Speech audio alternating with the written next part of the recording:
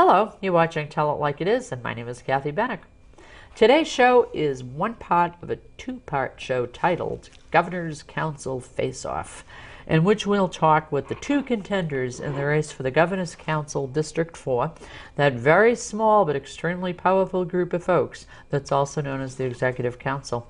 My guest today is Bob Burns, who is the Republican nominee for the seat, and Bob is a Bedford business owner, currently serves as the Hillsborough County Treasurer, and previously served as a selectman in Manchester. Now, I'm not going to now use the valuable and short time that we have to repeat his whole biography and list of accomplishments that I outlined in a previous show that I did with him.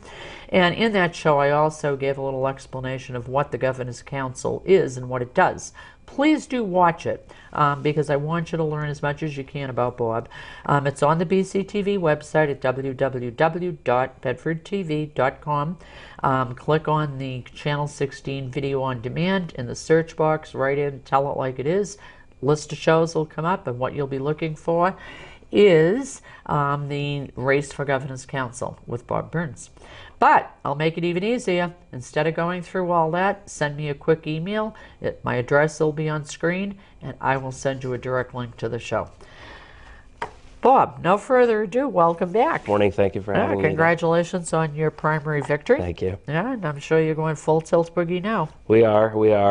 There's a lot to be done, obviously, Yes. coming out of a primary like that, and you spend all your money. The first thing that you have to do is start raising cash again. My opponent has a huge head start in that field, as do a lot of the Democrat candidates. They had no opponents. Well, a lot of them don't. The chairman of the Democrat Party doesn't really believe in primaries. He likes to handpick the people who are going to run. Really? Mm-hmm. Wow. That's interesting. Well, speaking of the primary, you obviously were victorious over two other well-known and popular folks in this area. Have either of them now since then reached out to you with suggestions, on the issues that were kind of their pet issues that they would like you to further when you're in the council? As you know, I was in a recount with Tom DuBois, Senator DuBois, and so we did speak a little bit during that recount. But no, since the primary is over, I haven't spoken to him. And really, honestly, outside of a few forums and stuff like that, I've actually never even really spoken to Chuck Rolachek. Really? Yeah. And, it's like anything else. Elections, people put their heart and souls into it. And there's that little period of time where you have to accept that it didn't go the way you wanted. Right, I think it's tough. They put a lot of money into it. They put a lot of Sure. resources into it. And I think that, they both had a lot more kind of endorsements by the establishment than I did. So I think that there was kind of an idea, and there was a bit of a myth going around that I heard quite often that, and actually the chairman of the Democrat Party told me I was only going to get 10% of the vote, and he actually promised to buy me 2 gallons of Puritan ice cream if I had won. It's funny because it wasn't something just that he was saying. There were a lot of kind of Democrat insiders that came up to, my parents afterwards and said, we were told by people in the Democrat Party that, Bob had no shot of winning, and unfortunately, they have their way of campaigning and handpicking candidates and things like that, and I have my way of campaigning, and it's grassroots, it's on the ground, and it's getting a message out there instead of just mudslinging names back and forth, and I think that really resonated with the public. And it can be dangerous ground, saying who you think is going to win ahead of time, because hey, it's not over till it's over. Right. Right, and there's been a lot of surprises. Even in the Democrat Party itself, it's funny because, Carol Shea Porter was not their handpicked person, and she was never expected to go anywhere, and, she ended up winning that seat, and then against a lawyer there from Manchester. You probably know I have a little bit of recent history with Ms. Shea Porter, and I think I'm a very nice person, but, I guess she doesn't agree. But I think she's one of those people that likes to just kind of do it her own way. Oh, well. Enough of that. In our first interview, you did say that you were convinced that it was economically feasible for commuter rail to be expanded into New Hampshire. In the past week, I know that that the newspaper coverage has said that there's a resurgence now in pushing for it from folks in the Nashua area. And in the past 2 weeks, we've also learned that there's been a pretty dramatic decrease in passengers at the Manchester airport. Now, again, that's a variety of reasons. You know, the economy, some of the flights getting canceled, more flights available at Logan. I mean, there's a dozen reasons. But rail advocates always say that commuter rail will bring growth to that airport. Do either of these things soften your stance or widen your stance at all on commuter rail? Well, I have been looking into commuter rail a lot more lately and thinking about it a lot more. And I guess more than ever, I'm actually resolved against it. Various different reasons, and quite frankly, most of the plans that I've seen or heard, I just don't like. First and foremost, the idea is that we'll be upgrading the lines for a private company. I remember you mentioned that last time. Yeah, that will be the benefactor of it, and that's one thing that I take serious issue with. Another thing I take serious issue with is apparently the plans that I've heard about don't have the rail actually stopping at the Manchester airport. Just like the rail does not go to Logan. If you want to take the rail down to Logan, you take it down to North Station and then take a bus or a taxi over.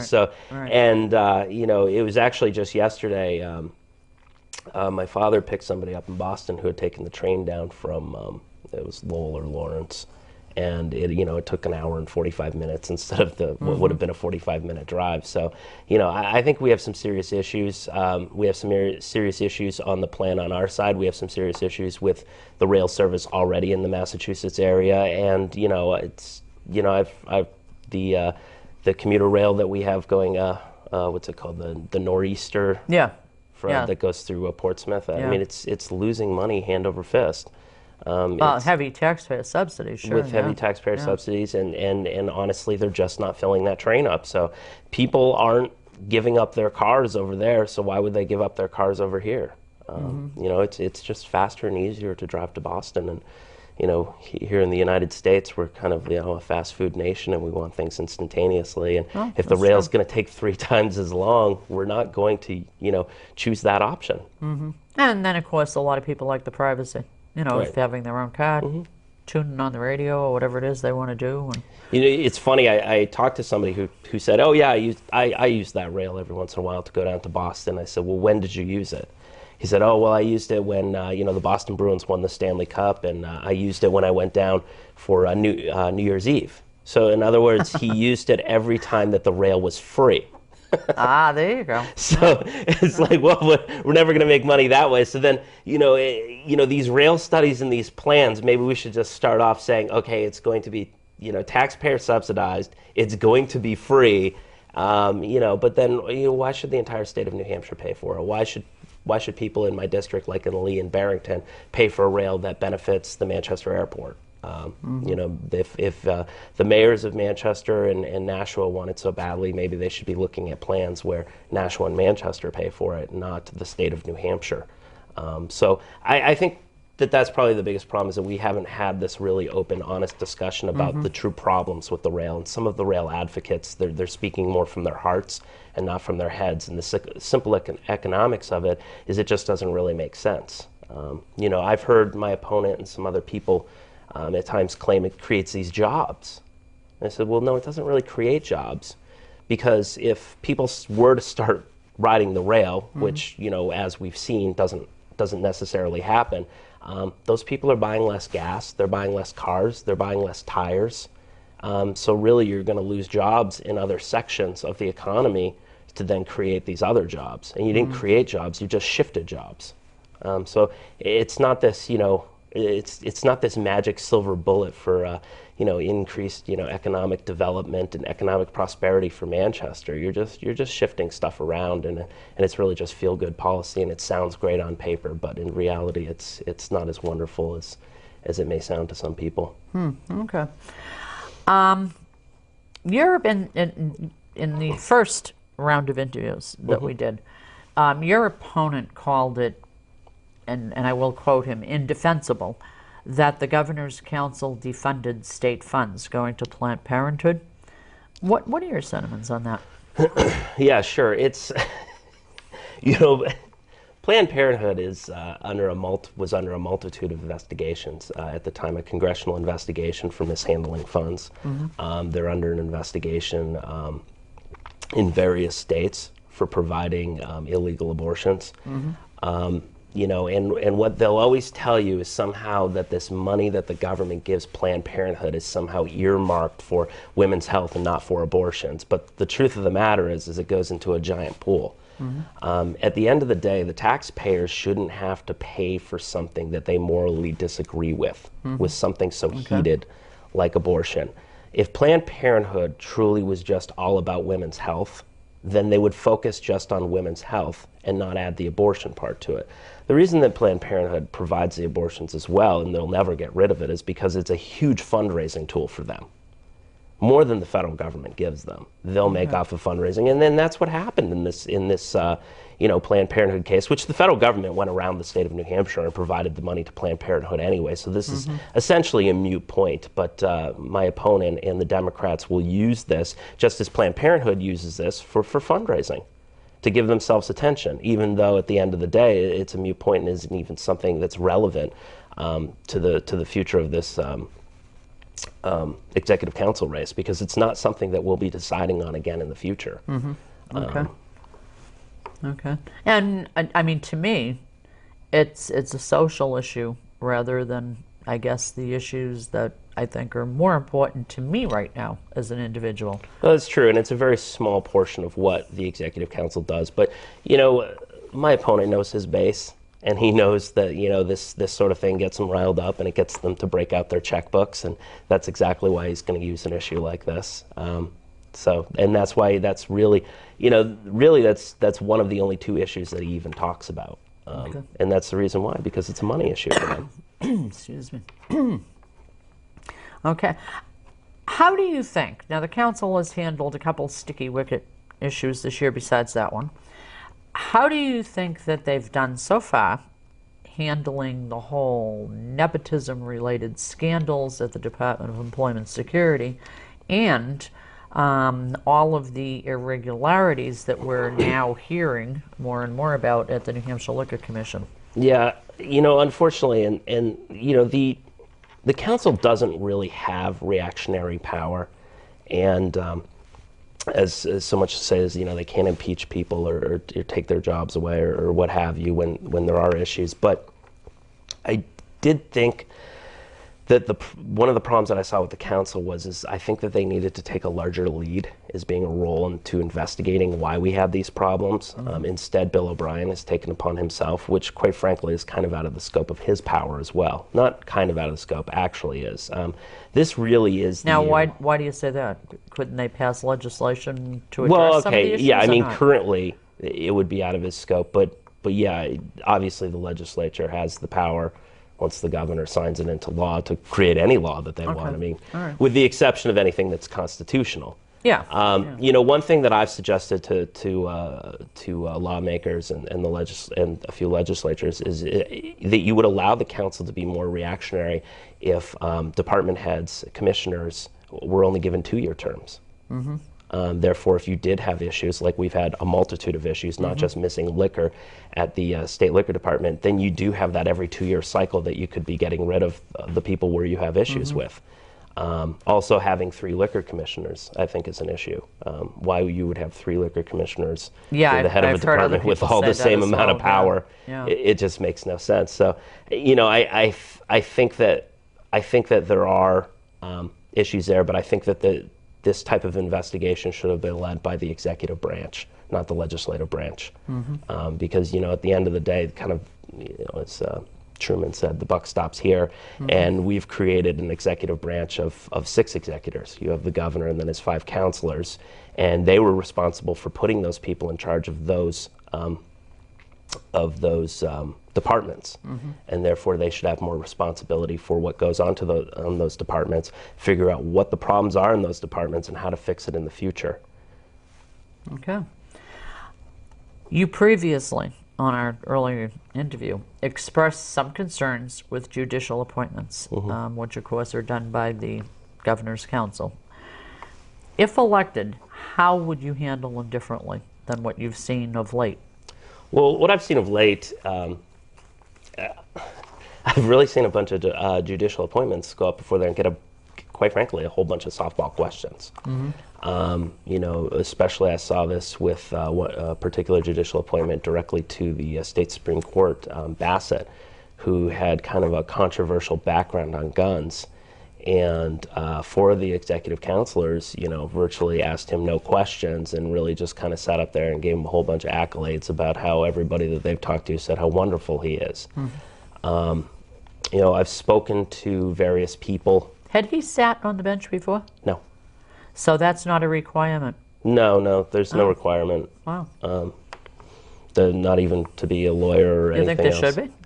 Not necessarily. Because, you know, I think that there's plenty of people out there besides lawyers or people who haven't sat on the bench that I think are extremely experienced, you know, whether it be possibly a law professor or even a police prosecutor who've spent a lot of time. And quite frankly, there's a lot a lot of prosecutors are right on the ball. Yeah. Right. So, I mean, and those aren't even necessarily lawyers a lot of the time. No, so, you're right. So I think, you know, especially like if you were looking at something like the state Supreme Court, if you had possibly a law professor out there who is an expert on the, you know, the state constitution. You know, he might be better than especially somebody who's had, you know, 15 years of legal experience in tax litigation. Yeah, good point. Good point. Now, you currently hold office. I mean, you're the Hillsborough County Treasurer. Correct. And you have been for one term, right? Yes. So now what compelled you to decide to leave that behind to now run for this? Well, there's a lot of various factors. You know, obviously the executive council is a position that doesn't come up that often. Congressional seats have a tendency to come up more than a lot of executive council seats. When you have people like Ray Burton up north that's been there for 30 years, and Peter Spalding was there for over 20, and Ray Wazorik's been there for over 10. You know, we don't have congressmen that have served that long. So a lot of it had to do just with the opportunity. You know, being county treasurer, I was in a unique position. It had just, and quite frankly, now my opponent is the former county treasurer. I know. That is such a weird situation. It's weird, but we were I think we're two kind of young people who ran, and the Hillsborough County population is 1/3 of the state. So you've got two young people who have run in 1/3 of the state. So we know what it takes to run in a big area. We have, you know, a certain level of name recognition that you kind of need for this seat. It's tough. It's a tough seat to run for if people don't already know who you are, at least a little bit. Because a lot of people don't even understand what the governor's council is. Right. There's that, and there's just some people that will never pay attention to the race. So it is strange because I was thinking that, you know, as I was kind of getting ready for these interviews, that, I mean, here you both are, you're in the same age group, you're both business owners, you've both served as county treasurer. He was in the House for a while, you were a Manchester alderman for a while, you're both from well-known families, and every so often you even kind of almost have some parallel viewpoints. And I mean, this is like a really weird election. Yeah, there are a lot of similarities between us, which I mean, they're kind of like aesthetic similarities. I think when you go down to the real policies and different views. I think you have different philosophies for sure. Yes. But yeah, aesthetically, we're kind of similar candidates like that. So it's great because, you know, I'm sure the Democrats wanted to use the whole kind of like youth vote type thing, you know, that they've used with other candidates in the past, so they don't really have that edge this time around. Yeah, because you're what, a year or two apart from each other? I think I'm 2 years older than he is. Yeah, it's the same age group. You could have been in the same daycare or something one time, you know. Probably if somebody checked, you were. I know, you know, what on this round of interviews, what I've wanted to do is to have candidates really be able to bring up the topics that are the most central to their campaigns, to their philosophies and such. And what I want you to do, and you do have some time to do it, my questions are general, obviously, And I would not profess to know as much about the duties of Governor's Council or the issues surrounding them as I'm sure you do, just from your own research getting ready for the run. What else would you like to talk about? What else would you like people to hear in terms of your viewpoints or your goals if you're elected, or I think the issues that you think are the big ones that will be coming before the council? I think the greatest advantage that I have over a lot of the people that are in the council right now, or even my opponent, is honestly it's my background. It's my business and technology background. I have built my own business in a more high-tech industry, the pharmaceutical manufacturing industry. We provide automated equipment and solutions to that industry, and we as a government is trying to become more automated all the time. Particularly with software, with the internet, and my opponent, and he belongs to a family business. He works in the food industry, and from what I've heard, he's had the same job, almost all of his life, working in the ice cream parlor area. And he's got a degree from Harvard, a prestigious college, but a degree in government. I have a degree in business administration, business management. So, when I look at my resume from the things that I've done and what I'm involved in, is I've got a very high-tech background. I've got a background where I've dealt with a lot of different types of businesses. Even when I say I work mostly with the pharmaceutical industry, I also work in food manufacturing. I've worked with government agencies. I've worked with people who provide the pellets that blow up your airbag when you hit something. I've been in a lot of different industries, and I've had to come up with a lot of custom solutions. And I see that like government. Because we have a lot of different departments. We're doing a lot of things differently.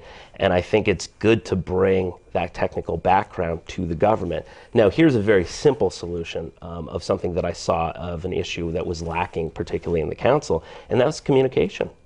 We just don't communicate as the council.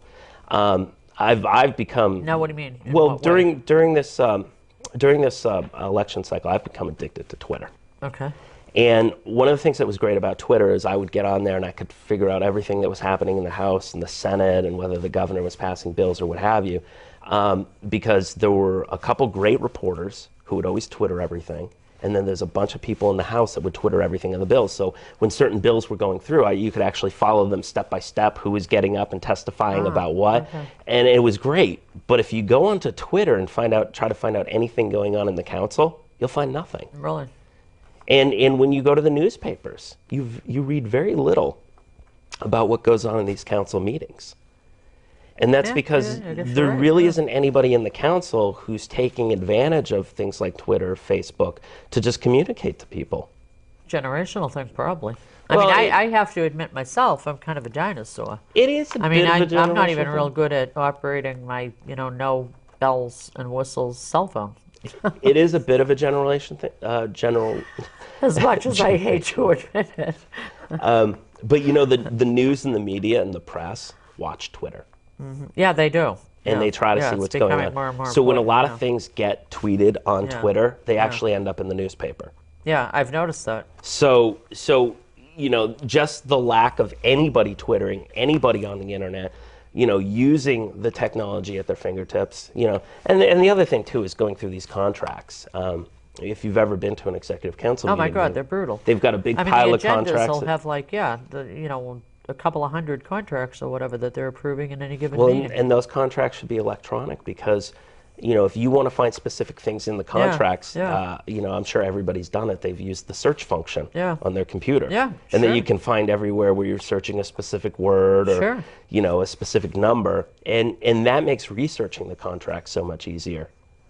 And there's just a lot of simplistic technology that we're just not using right now. That's a good point. On this level. And, so that's the very basic of it. Obviously I think that, my background and stuff is going to help me vet candidates for certain positions, whether it's the Health and Human Services Commissioner or even a judge. I think it's important to have, a wide scope and general knowledge of a lot of the things around you. We're getting right into the end almost. I don't know if you have a quick idea of what the big issues would be, or if you wouldn't even want to take a guess. But what I do want you to do, you have like roughly about 3 minutes. And I want you to use that the way you want to use it.